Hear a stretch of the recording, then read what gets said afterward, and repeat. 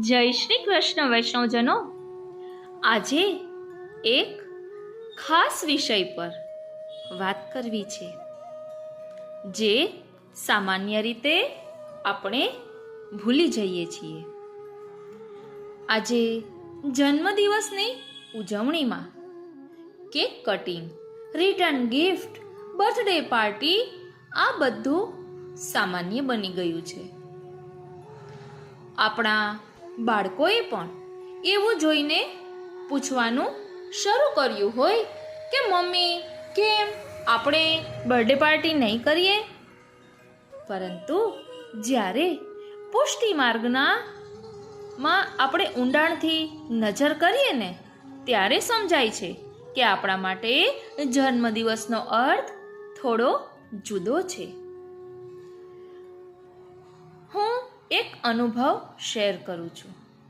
મારી દીકરી પ્રાચી નાની હતી ત્યારે અમે પણ એક વખત એવું વિચાર્યું કે બર્થડે મનાવવો, પણ એક સુંદર રીતે મનાવવો.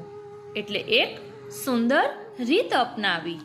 કેક નહીં, તેના સ્થાને બધા બાળકોને જમણવાર અને રિટર્ન ગિફ્ટમાં દરેક બાળકને ભક્તિગમ્ય સચિત્ર પુસ્તક, જેમ કે યમનાષ્ટક સચિત્ર, ભાવાર્થ સહિત અષ્ટસખા રસ દર્શન સચિત્ર, ગોપી ગીત સચિત્ર, એવી રીતે નાના નાના સચિત્ર પુસ્તકો હોય ને, તે રિટર્ન ગિફ્ટમાં બાળકોને આપ્યા. આ રીતે ભૂલ્યું નહીં, પણ ભક્તિને ઉજાગર કરતું ઉજવણીનું રૂપ આપ્યું. હવે અહીં આપણે વાત કરી રહ્યા છીએ અલૌકિક જન્મદિવસની. પણ આજે એ વાત વધુ ઊંડે લઈ જતી. આજ અમે વાત કરી રહ્યા છીએ અલૌકિક જન્મદિવસની. શું આપ જાણો છો આપનો અલૌકિક જન્મદિવસ કયો છે, ક્યારે છે? તો તેનો જવાબ છે કે જ્યારે પણ કોઈ જીવ બ્રહ્મ સંબંધ લે છે ને, એ દિવસ એ તેનો સાચો જન્મદિવસ બને છે. કેમ કે એ દિવસે જીવનો બ્રહ્મથી સંબંધ થાય છે, પ્રેમનો સંબંધ પોતાના પરમાત્મા સાથે ઊભો થાય છે. એ જ છે અલૌકિક જન્મ. જેમ આપણે આપણા શારીરિક જન્મ દિવસે કેલેન્ડરમાં માર્ક કરીએ છીએ, એવી જ રીતે આપણે બ્રહ્મ સંબંધ લીધેલી તિથિ પણ નોંધી લેવી જોઈએ. એ જ આપણો ભક્તિમય જન્મ છે, અલૌકિક જન્મદિવસ છે. આજે મને પણ એ વાત આનંદ આપે છે કે આજે જ, એટલે કે પવિત્રા એકાદશીની પૂર્વ સંધ્યા, એ દિવસે મારા ઘરના બાળકનું અલૌકિક જન્મદિવસ છે. એટલે કે શ્રાવણ સુદ દસમ એ મારા પ્રાચીનો અલૌકિક જન્મદિવસ છે. તો વાલા વૈષ્ણવો, શું આપનો અલૌકિક જન્મદિવસ આપને યાદ છે? અને જો યાદ હોય ને, તો કોમેન્ટ બોક્સમાં જરૂરથી જણાવજો. અને જો યાદ ન હોય તો એ શોધી લેજો. એટલે હવે મનમાં મૂંઝવણ થાય કે અમને તો અમારો જ્યારે બ્રહ્મ સંબંધ લીધું એ દિવસ યાદ નથી, તો શું કરવું? તો તેનો પણ જવાબ આપને આપીશ કે જેને પોતે જ્યારે બ્રહ્મ સંબંધ લીધું છે એ યાદ ન હોય, એ અલૌકિક જન્મદિવસ યાદ ન હોય, તો મૂંઝાવું નહીં. તો આપણા બધાનો અલૌકિક જન્મદિવસ છે પવિત્રા બારસ. કઈ રીતે? તો શ્રી મહાપ્રભુજીએ સૌ પ્રથમ શ્રી દામોદરદાસ હરસાનીજીને પવિત્રા બારસના દિવસે બ્રહ્મ સંબંધ આપ્યું છે. તો દામોદરદાસ હરસાનીજીના આપણે વંશજો છીએ, માટે આપણો પણ અલૌકિક જન્મદિવસ પવિત્રા બારસ છે. એટલે જેને પોતાનો બ્રહ્મ સંબંધ લીધું એ દિવસ યાદ નથી, તો જરા પણ મૂંઝાવાની જરૂર નથી. તો પવિત્રા બારસને પણ આપણે એ રીતે ઉત્સવ તરીકે લઈ શકીએ છીએ. ત્યારે આપણે આપણા અલૌકિક જન્મદિવસની ઉજવણી એક નવા જ રૂપમાં કરી શકીએ છીએ. તે વિશે પણ આપણે સમજીશું. વાલા વૈષ્ણવો, આજનો દિવસ મારા માટે ખૂબ જ ખાસ છે. મારી દીકરી પ્રાચીનો અલૌકિક જન્મદિવસ છે. આજે જ વર્ષો પહેલા તે બ્રહ્મ સંબંધમાં જોડાઈ હતી. માત્ર 3 કે 3.5 વર્ષની જ હતી. અમે જેમ આપણે શારીરિક જન્મ દિવસે કેટલીક ખાસ વસ્તુ ભેટ આપીએ છીએ ને, એટલું જ નહીં, ઘરમાં પણ કોઈનો જન્મદિવસ હોય કે એનિવર્સરી હોય ત્યારે પણ કંઈક નવું લાવવાનું થાય, ગિફ્ટ અપાતી હોય, એવું થતું હોય. પણ વર્ષોથી અમે તો નક્કી જ કર્યું છે કે કંઈ પણ નવું પહેલાં અમે ઠાકોરજી માટે પધરાવીએ છીએ. સૌપ્રથમ તો ખીલોના પધરાવાથી શરૂઆત થઈ, પછી વસ્ત્ર, શ્રૃંગાર એવું બધું પધરાવ્યું. પણ એક દિવસ વિચાર આવ્યો કે હવે શું? ત્યારે એક દિવ્ય પ્રેરણા થઈ. આજે તો અમે પુસ્તક પધરાવીએ છીએ. એમ કરીને આજે પણ પ્રાચી માટે એના આ અલૌકિક જન્મ દિવસે અમે શિક્ષાપત્ર પુસ્તક પધરાવવાનું નક્કી કર્યું છે. આમ તો બીજા શિક્ષાપત્ર છે, પરંતુ એક શિક્ષાપત્ર હજી પધરાવવું છે. અને પહેલા પણ થોડાક અઠવાડિયા પહેલા અમે સકલ સિદ્ધિદાતા શ્રી યમુનાજી, મૂળ પુરુષ, ભાગવતજીનું સંકલન, 84,252 વૈષ્ણવોની વાર્તાઓનું પુસ્તક, શ્રીનાથજી ચરિત્રામૃત સચિત્ર, આ બધા પુસ્તકો પધરાવ્યા હતા, જે પ્રાચી નિત્યમાં તેનો સત્સંગ કરતી હતી. હવે તો તે અત્યારે મુંબઈ ભણે છે એટલે એ અનુકૂળ નથી. અને આજે ખાસ પ્રાચી સાથે એક સહયોગી સત્સંગની અમે વાત કરી. એટલે તેની પૂછ્યું કે આ સત્સંગમાં શું લેવું છે? આ 3 દિવસ આપણે તારા મનોરથ સ્વરૂપે જ કરવું છે ભગવદ્ ગુણગાન. તો એને મેં પૂછ્યું કે તું જે હમણાં નવા પુસ્તકો પધરાવ્યા છે ને, તેમાં એકમાં મધુરાષ્ટક રસપાન વિસ્તારથી વર્ણન છે, એકમાં શ્રી યમુનાજીના 41 પદ છે વિવેચન સહિત, અને વલ્લભ સાખી પણ વિવેચન સહિત છે. એટલે આ બધું નવું છે, નવું પુસ્તક પધરાવ્યું ને તેમાં અલગ છે એમ. તો મેં એને પૂછ્યું તો એને કીધું કે એવી રીતે કરીએ કે આ 3 પુસ્તકોનું સંકલન આ 3 દિવસમાં લઈ શકાય. એટલે અમે નક્કી કર્યું કે એક દિવસ મધુરાષ્ટક રસપાનનું મનન ચિંતન કરીશું, એક દિવસ યમુનાજીના 41 પદ અને એક દિવસ વલ્લભ સાખી. એટલે આપણા ઘરમાં પણ જન્મદિવસ આવે ત્યારે એક પ્રશ્ન પૂછો કે આ વર્ષે શું પધરાવશો ઠાકોરજીને માટે? અને જો બાળકોએ પૂછ્યું કે મારા માટે શું લાવશો, તો કહેજો કે ભક્તિનું અમૃત પુસ્તક રૂપે. વાલા વૈષ્ણવો, આ પુસ્તક છે ને એ ભગવત સ્વરૂપ જ છે, અને એક પ્રકારનો એવો મહાપ્રસાદ છે કે જે મહાપ્રસાદ વારંવાર લઈ શકાય છે. અને આપણે નહીં હોઈએ ને તો આપણી પાછળ આપણા બાળકોને પણ એ કામ લાગશે, અને તેનો પ્રભાવ પણ અનેરો જોવા મળશે. ઓ શ્રીનાથજી, ઓ શ્રીનાથ. એટલે અમે નક્કી કર્યું છે કે પ્રાચીના અલૌકિક જન્મદિવસ નિમિત્તે ભગવદ્ ગુણગાન એક નવા જ રૂપમાં, અને આ અવસરે અમે 3 પ્રકારના સત્સંગનું નક્કી કર્યું છે, જેમાં મધુરાષ્ટક રસપાન, શ્રી યમુનાજીના 41 પદ અને વલ્લભ સાખીનું ભાવદર્શન કરીશું. એટલે મધુરાષ્ટક રસપાન તો મધુરતાનો સરવાળું છે. મધુરાષ્ટક એ શ્રી વલ્લભાચાર્ય મહાપ્રભુજીની કૃપાવાણી છે, જેમાં ભગવાન શ્રી કૃષ્ણની દરેક લીલા, અંગ, ઉક્તિ અને ક્રિયા બધું મધુર કહેવાયું છે. એમાં માત્ર શબ્દમય વર્ણન નથી, પરંતુ ભક્તિનો રસ ભરેલો છે. દરેક પદ એવું લાગે કે મારું મન પણ આ મધુરતામાં ડૂબી જાય. અને આ રસપાન સ્વરૂપ સંસ્કરણ એ મધુરાષ્ટકના દરેક પદનું રસાળ અર્થ ઉચ્ચારણ છે, જેથી વાચક માત્ર વાંચે નહીં પણ અનુભવ કરે. અને ઠાકોરજીની અસીમ કૃપા છે. આવતીકાલે પવિત્ર એકાદશી છે, અને પવિત્ર એકાદશીની મધ્યરાત્રિએ સ્વયં શ્રી ગોકુલચંદ્રમાજીએ દર્શન આપીને મહાપ્રભુજીને દૈવી જીવોનો ઉદ્ધાર કરવા માટે બ્રહ્મ સંબંધની આજ્ઞા આપી હતી, અને આપણે પણ એ મધુરાષ્ટકનું ભાવ દર્શન કરવાના છીએ. ઓ શ્રીનાથજી, ઓ શ્રીનાથજી, ઓ શ્રીનાથજી. એટલે મધુરાષ્ટક રસપાન લઈશું, ત્યારબાદ શ્રી યમુનાજીના 41 પદ આપણને એમ થશે કે કેટલી વાર લીધા છે, પરંતુ અલગ અલગ પુસ્તકમાં અલગ અલગ વૈષ્ણવો કે અલગ અલગ વલ્લભ ફૂલના ભાવ ઘડેલા હોય છે, એટલે કંઈક નવું આપણને પ્રાપ્ત થાય છે.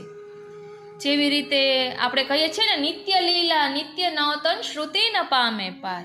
હમણાં જ મેં એક પોસ્ટ વાંચી હતી કે આપણે નિત્યના પુસ્તકો પણ વાંચતા હોઈએ, જેમ કે ભાગવતજી વાંચતા હોઈએ, એકવાર વાંચી લીધું પછી ફરી પાછું શરૂઆત કરીએ, ત્યારે ફરી પાછું વાંચીએ ને ત્યારે કંઈક નવો અનુભવ થાય છે. કારણ કે આ લીલા નિત્ય છે ને નિત્ય લીલા નિત્ય નવતન છે, એટલે ક્યારેય આપણને તેમાં અરુચિ કે કંટાળો આવતો નથી. દર વખતે નવો નવો અનુભવ થાય છે. તો આપણે આ 41 પદોનું રસપાન પણ કરીશું. ઓ શ્રીનાથજી, ઓ શ્રીનાથજી. પછી પ્રભુ જે પ્રેરણા કરશે તે આપણે એક ઝલક સ્વરૂપે લઈશું. પછી આ બધા સ્તોત્ર જો આપને ગમે અને આપ કોમેન્ટ બોક્સમાં જણાવશો તો આપણે આ બધું વિસ્તારથી પણ લઈશું. આ તો 3 દિવસના ઠાકોરજીના ગુણગાનના રૂપમાં આપણે આ લઈ રહ્યા છીએ. અને વલ્લભ સાખી એ તો 100 કડીનું એવું છે કે તેમાં શ્રી મહાપ્રભુજીના સ્વરૂપ, સપ્તનિધિ સ્વરૂપ, વૈષ્ણવોનું સ્વરૂપ, વૈષ્ણવોનું કર્તવ્ય શું નથી, આ 100 કડીમાં પુષ્ટિ માર્ગનું બધું જ તત્વ છુપાયેલું છે એમ કહીએ ને તો પણ ચાલે. એટલે વલ્લભ સાખીનું રસપાન પણ આપણે કરીશું.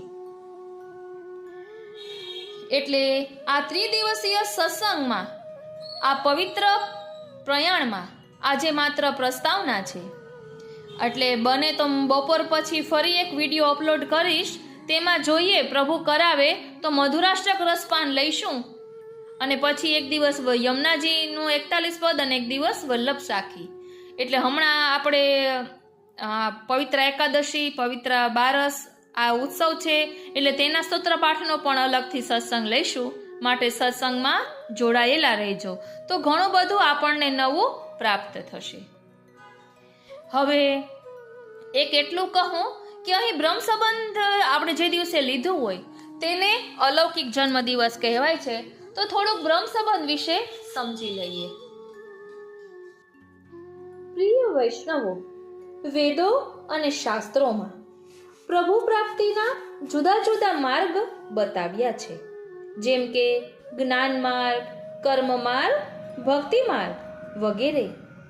જે પૈકી જ્ઞાન માર્ગ અને કર્મ માર્ગ કષ્ટદાયક છે, ઉપરાંત તેનાથી માત્ર મોક્ષની પ્રાપ્તિ થાય છે, જ્યારે ભક્તિ માર્ગ સરળ છે અને તેનાથી પ્રભુના સ્વરૂપાનંદની પ્રાપ્તિ થાય છે.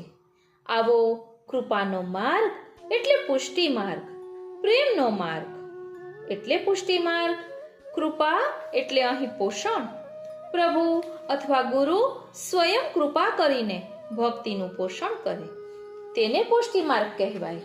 ભક્તિના 9 સાધનો એટલે કે નવધા ભક્તિ એ પ્રભુની નજીક જવા માટેના સાધનો છે,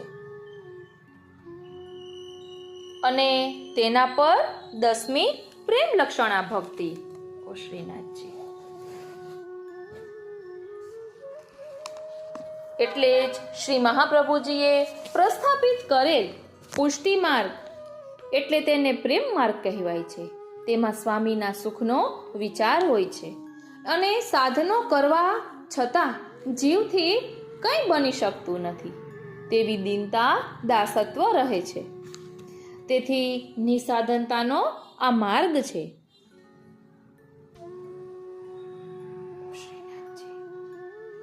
અને આ પુષ્ટિ માર્ગ પ્રભુની કૃપા અને સેવા સત્સંગ દ્વારા ફલિત થાય છે. તેથી જ આ માર્ગમાં સત્સંગનું એટલું મહત્વ છે. જેમ વ્યવહારમાં ભક્તિને ઓળખવા માટે તેના ગુણ, સ્વભાવ, કૃતિ વગેરે લક્ષણો જાણ્યા પછી જ તેમાં પ્રેમ આવે છે અથવા સંબંધ વિકસે છે, તેમ આ માર્ગમાં પ્રેમ એ પ્રાથમિક અવસ્થા છે, જે પ્રભુની સેવા અને સત્સંગ એટલે કે ગુણગાન દ્વારા પ્રાપ્ત થાય છે. અને ક્રમશઃ તેમાં વધારો થતા આસક્તિ અને વ્યસન અવસ્થા પ્રાપ્ત થતા પ્રભુનું સાચું સ્વરૂપ માણી શકાય છે. આવો પુષ્ટિ માર્ગ શ્રી વલ્લભાચાર્ય મહાપ્રભુએ સંવત 1549માં શ્રાવણ સુદ બારસના દિવસે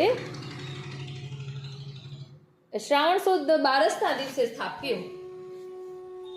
બ્રહ્મ સંબંધ દ્વારા દેવી જીવોનો ઉદ્ધાર કરવા, માયાવાદનું ખંડન કરી ભક્તિ માર્ગનું સ્થાપન કરવા, સુબોધિની દ્વારા ભાગવતજીના ગૂઢાર્થ પ્રકાશિત કરવા આપ શ્રી ભૂતલ પર 3 સ્વરૂપે બિરાજમાન છે.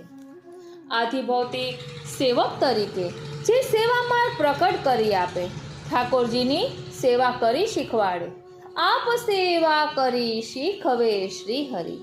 બીજો આચાર્ય તરીકે આપ શ્રી બ્રહ્મસંબંધ દીક્ષા આપે છે. ગુરુ તરીકે, આચાર્ય તરીકે આધ્યાત્મિક સ્વરૂપે ગ્રંથોમાં પણ બિરાજમાન છે. ઉપરાંત આપ શ્રી બેઠકમાં પણ આધ્યાત્મિક સ્વરૂપે આચાર્ય તરીકે બિરાજે છે.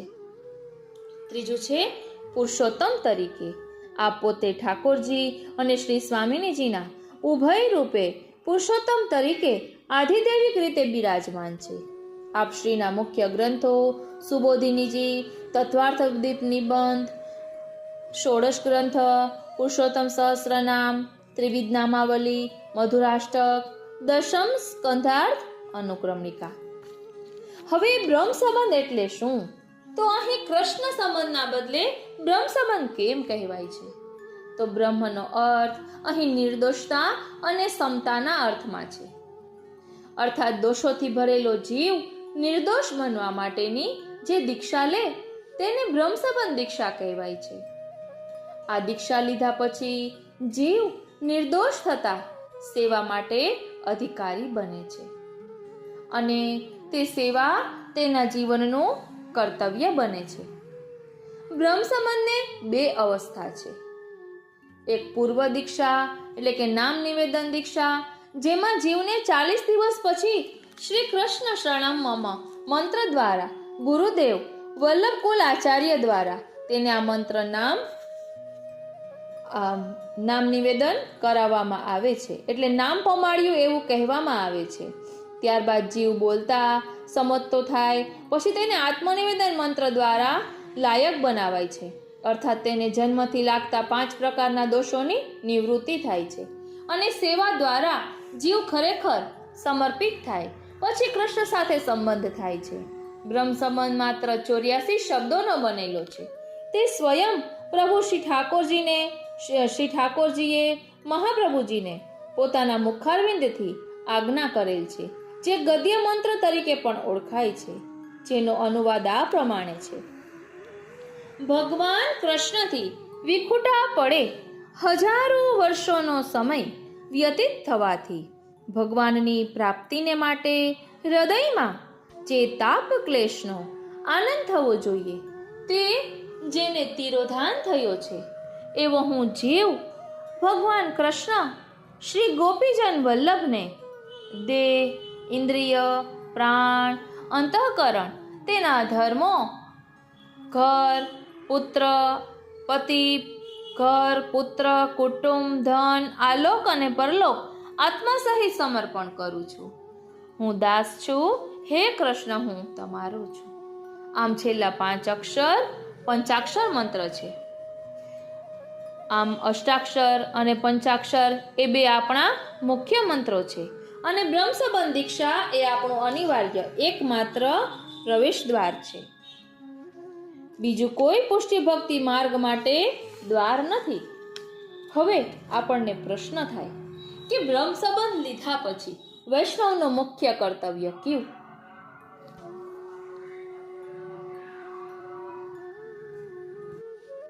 પ્રિય વૈષ્ણવો, આપણે જોઈ ગયા કે બ્રહ્મ સંબંધથી જીવમાં રહેલા દોષો નિવૃત્ત થાય છે અને પ્રભુની સેવાને લાયક બને છે.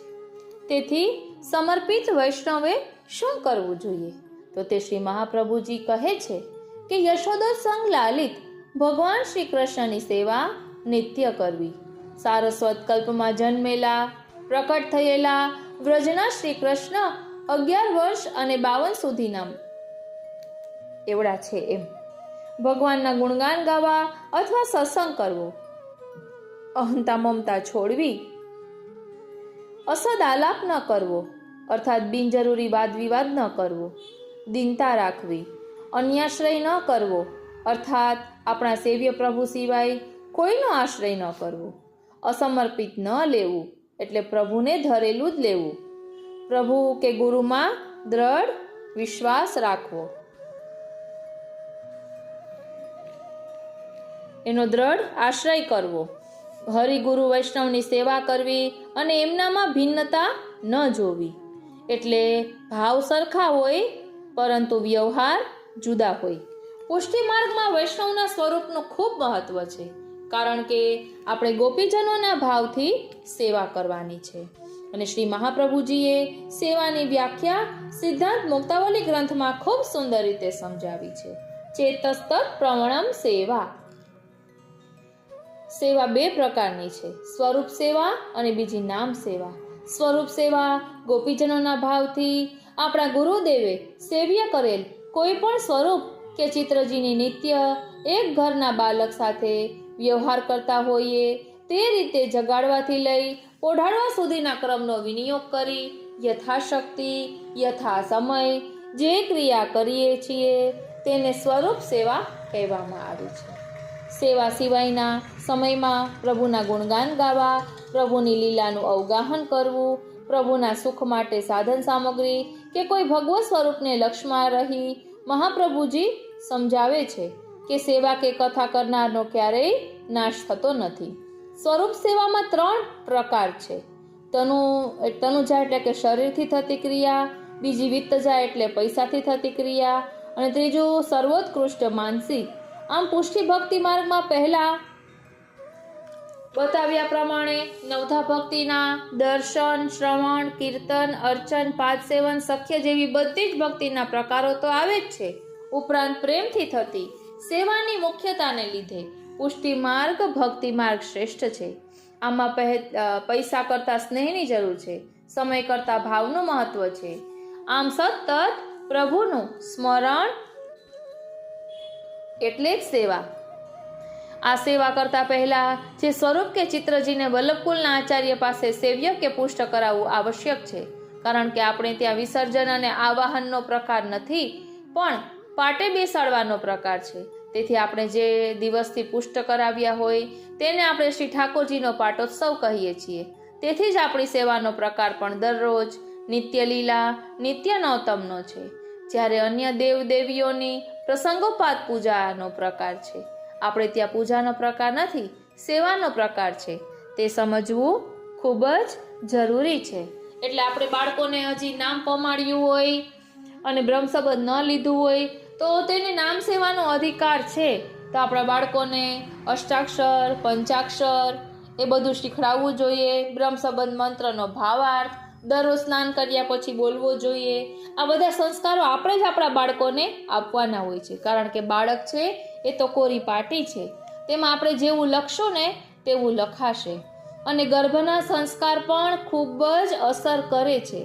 માટે પ્રેગ્નન્સી સમયે પણ જો આપણે શાંતિથી ભગવદ નામ લીધું હોય, મનન ચિંતન કર્યું હોય તો તેનો પ્રભાવ આપણા બાળક પર જોવામાં આવે છે. અને ક્યારેક આપણને એમ થાય કે આ બાળક તો પહેલેથી જ કેમ આટલું બધું ભગવાનનું કરે છે, તો એવું પણ વૈષ્ણવોના મુખે સાંભળ્યું છે કે ગયા જન્મનું અધૂરું રહી ગયું હોય ને તે પૂર્ણ કરવા પણ આ જન્મમાં તેઓને એ ભક્તિ પ્રાપ્ત થયેલી હોય છે, એટલે પહેલેથી જ પ્રભુ તરફ વળેલા હોય છે.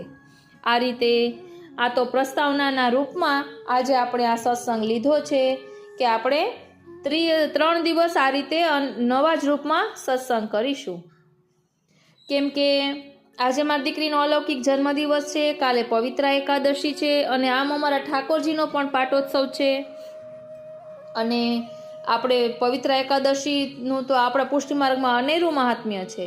અને સાથે સાથે પવિત્રા બારસ કે જે આજે પાવન દિવસે બ્રહ્મસંબંધ મંત્ર સૌપ્રથમ શ્રી દામોદરદાસ સરસાણીજીને પ્રાપ્ત થયેલું છે. એટલે આપણા તો માટે તો આ દિવસો ખૂબ જ અનેરા છે, આનંદની અનુભૂતિ મેળવવાના છે. માટે પ્રભુ જે રીતે કરાવશે તે રીતે સત્સંગ કરીશું. આજનો આ સત્સંગ શ્રીનાથજી, શ્રી યમુનાજી, શ્રી મહાપ્રભુજીના ચરણારવિંદમાં સમર્પિત કરું છું અને એ જ વિનંતી ધરું છું કે અહીં દર્શાવેલા ભાવને અમે અમારા આત્મપટલ પર ધારણ કરી શકીએ એવી કૃપા કરો. જય શ્રી કૃષ્ણ. પ્રિય વૈષ્ણવો, આપણે જોઈ ગયા કે બ્રહ્મ સંબંધથી જીવમાં રહેલા દોષો નિવૃત્ત થાય છે અને પ્રભુની સેવાને લાયક બને છે. તેથી સમર્પિત વૈષ્ણવે શું કરવું જોઈએ? તો તે શ્રી મહાપ્રભુજી કહે છે કે યશોદા સંગ લાલિત ભગવાન શ્રી કૃષ્ણની સેવા નિત્ય કરવી. સારસ્વત કલ્પમાં જન્મેલા પ્રકટ થયેલા વ્રજના શ્રી કૃષ્ણ 11 વર્ષ અને 52 સુધીના એવડા છે એમ ભગવાનના ગુણગાન ગાવા અથવા સત્સંગ કરવો, અહંતા મમતા છોડવી, અસદ આલાપ ન કરવો અર્થાત બિનજરૂરી વાદ વિવાદ ન કરવો, દીનતા રાખવી, અન્યાશ્રય ન કરવો અર્થાત આપણા સેવ્ય પ્રભુ સિવાય કોઈનો આશ્રય ન કરવો, અસમર્પિત ન લેવું એટલે પ્રભુને ધરેલું જ લેવું, પ્રભુ કે ગુરુમાં દ્રઢ વિશ્વાસ રાખવો, એનો દ્રઢ આશ્રય કરવો, હરિગુરુ વૈષ્ણવની સેવા કરવી અને એમનામાં ભિન્નતા ન જોવી. એટલે ભાવ સરખા હોય પરંતુ વ્યવહાર જુદા હોય. પુષ્ટિ માર્ગમાં વૈષ્ણવના સ્વરૂપનું ખૂબ મહત્વ છે, કારણ કે આપણે ગોપીજનોના ભાવથી સેવા કરવાની છે. અને શ્રી મહાપ્રભુજીએ સેવાની વ્યાખ્યા સિદ્ધાંત મુક્તાવલી ગ્રંથમાં ખૂબ સુંદર રીતે સમજાવી છે. ચેતસ્તત પ્રવણમ સેવા. સેવા 2 પ્રકારની છે, સ્વરૂપ સેવા અને બીજી નામ સેવા. સ્વરૂપ સેવા ગોપીજનોના ભાવથી આપણા ગુરુદેવે સેવ્ય કરેલ કોઈ પણ સ્વરૂપ કે ચિત્રજીની નિત્ય એક ઘરના બાલક સાથે વ્યવહાર કરતા હોઈએ તે રીતે જગાડવાથી લઈ ઓઢાડવા સુધીના ક્રમનો વિનિયોગ કરી યથાશક્તિ યથા સમય જે ક્રિયા કરીએ છીએ તેને સ્વરૂપ સેવા કહેવામાં આવે છે. સેવા સિવાયના સમયમાં પ્રભુના ગુણગાન ગાવા, પ્રભુની લીલાનું અવગાહન કરવું, પ્રભુના સુખ માટે સાધન સામગ્રી કે કોઈ ભગવત સ્વરૂપને લક્ષ્યમાં રહી મહાપ્રભુજી સમજાવે છે કે સેવા કે કથા કરનારનો ક્યારેય નાશ થતો નથી. સ્વરૂપ સેવામાં 3 પ્રકાર છે. તનુજા એટલે કે શરીરથી થતી ક્રિયા, બીજી વિત્તજા એટલે પૈસાથી થતી ક્રિયા અને ત્રીજું સર્વોત્કૃષ્ટ માનસિક. આમ પુષ્ટિ ભક્તિ માર્ગમાં પહેલા બતાવ્યા પ્રમાણે નવધા ભક્તિના દર્શન, શ્રવણ, કીર્તન, અર્ચન, પાદસેવન, સખ્ય જેવી બધી જ ભક્તિના પ્રકારો તો આવે જ છે. ઉપરાંત પ્રેમથી થતી સેવાની મુખ્યતાને લીધે પુષ્ટિ માર્ગ ભક્તિ માર્ગ શ્રેષ્ઠ છે. આમાં પૈસા કરતાં સ્નેહની જરૂર છે, સમય કરતાં ભાવનું મહત્વ છે. આમ સતત પ્રભુનું સ્મરણ એટલે જ સેવા. આ સેવા કરતા પહેલા જે સ્વરૂપ કે ચિત્રજીને વલ્લભકુલના આચાર્ય પાસે સેવ્ય કે પુષ્ટ કરાવવું આવશ્યક છે, કારણ કે આપણે ત્યાં વિસર્જન અને આવાહનનો પ્રકાર નથી પણ પાટે બેસાડવાનો પ્રકાર છે. તેથી આપણે જે દિવસથી પુષ્ટ કરાવ્યા હોય તેને આપણે શ્રી ઠાકોરજીનો પાટોત્સવ કહીએ છીએ. તેથી જ આપણી સેવાનો પ્રકાર પણ દરરોજ નિત્ય લીલા નિત્ય નવતમનો છે, જ્યારે અન્ય દેવ દેવીઓની પ્રસંગોપાત પૂજાનો પ્રકાર છે. આપણે ત્યાં પૂજાનો પ્રકાર નથી, સેવાનો પ્રકાર છે. તે સમજવું ખૂબ જ જરૂરી છે. એટલે આપણે બાળકોને હજી નામ પમાડ્યું હોય અને બ્રહ્મસંબંધ ન લીધું હોય તો તેને નામ સેવાનો અધિકાર છે. તો આપણા બાળકોને અષ્ટાક્ષર, પંચાક્ષર એ બધું શીખડાવવું જોઈએ. બ્રહ્મસંબંધ મંત્રનો ભાવાર્થ દરરોજ સ્નાન કર્યા પછી બોલવો જોઈએ. આ બધા સંસ્કારો આપણે જ આપણા બાળકોને આપવાના હોય છે, કારણ કે બાળક છે એ તો કોરી પાટી છે, તેમાં આપણે જેવું લખશું ને તેવું લખાશે. અને ગર્ભના સંસ્કાર પણ ખૂબ જ અસર કરે છે. માટે પ્રેગ્નન્સી સમયે પણ જો આપણે શાંતિથી ભગવદ નામ લીધું હોય, મનન ચિંતન કર્યું હોય તો તેનો પ્રભાવ આપણા બાળક પર જોવામાં આવે છે. અને ક્યારેક આપણને એમ થાય કે આ બાળક તો પહેલેથી જ કેમ આટલું બધું ભગવાનનું કરે છે, તો એવું પણ વૈષ્ણવોના મુખે સાંભળ્યું છે કે ગયા જન્મનું અધૂરું રહી ગયું હોય ને તે પૂર્ણ કરવા પણ આ જન્મમાં તેઓને એ ભક્તિ પ્રાપ્ત થયેલી હોય છે, એટલે પહેલેથી જ પ્રભુ તરફ વળેલા હોય છે.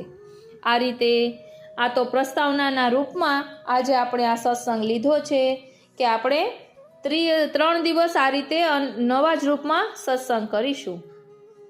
કેમ કે આજે મારી દીકરીનો અલૌકિક જન્મદિવસ છે, કાલે પવિત્રા એકાદશી છે અને આમ અમારા ઠાકોરજીનો પણ પાટોત્સવ છે. અને આપણે પવિત્ર એકાદશીનું તો આપણા પુષ્ટિ માર્ગમાં અનેરું મહાત્મ્ય છે. અને સાથે સાથે પવિત્ર બારસ કે